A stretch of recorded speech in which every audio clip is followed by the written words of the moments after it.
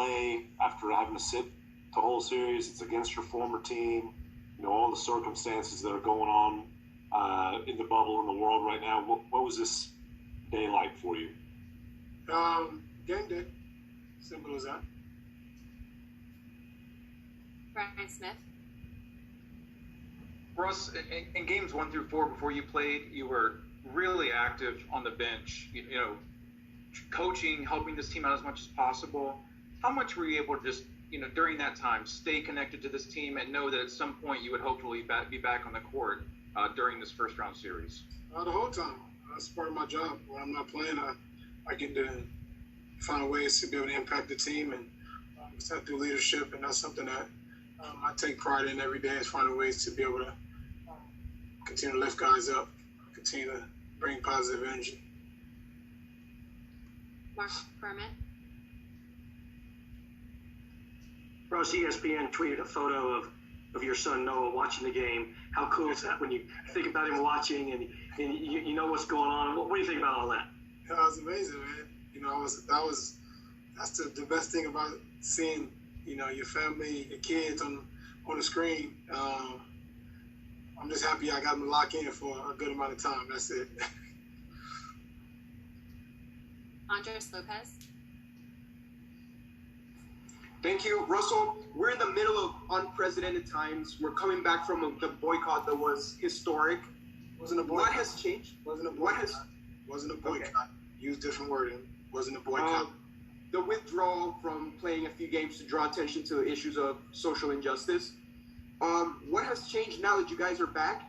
And moving forward, how are you going to use these events as motivation? What has changed? It's been only 2 days. You know, it's going to take some time, but as long as we have an understanding as players and as owners, it's going to take time. I mean, we're in a difficult time, not just us as athletes, but in the world today with election coming up, COVID. You know, so many people and young brothers losing their lives.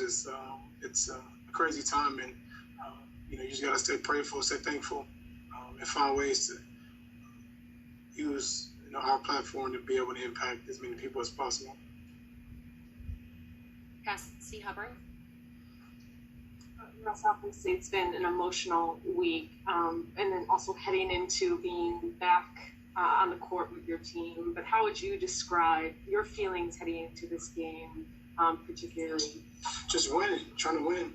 This series tied 2-2, 3-game series, and be good to go out and get a win, and that's what we did. And making a statement while doing, I thought everybody played the right way, put us in position to close the game out.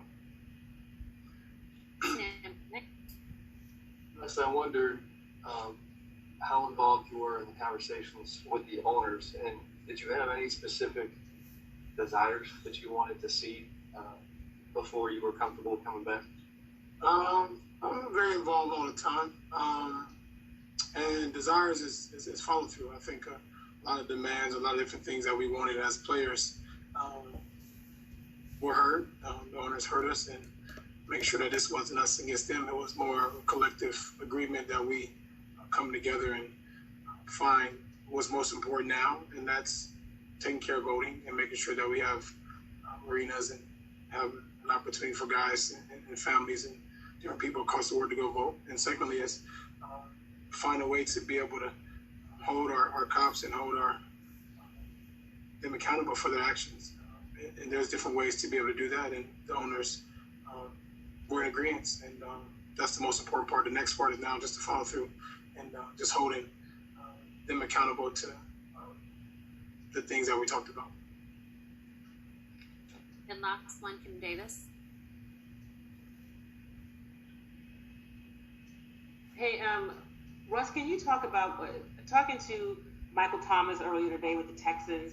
They talked about how seeing what you guys did was also inspirational for them, and they look forward to maybe finding a way that all of the different teams and leagues and players can work together. How you feel about the fact that you did something not just for the league, but kind of sparked a movement even with other players in other leagues? I think it's great. I think it's great during times like this to kind of sports is something that, everybody at home is kind of all we have right now that's a positive and inspiring. But at the same time, there's nothing wrong with taking a pause and a break to be able to reset and actually take time to be able to make sure that our voices is heard as athletes, especially as African American athletes.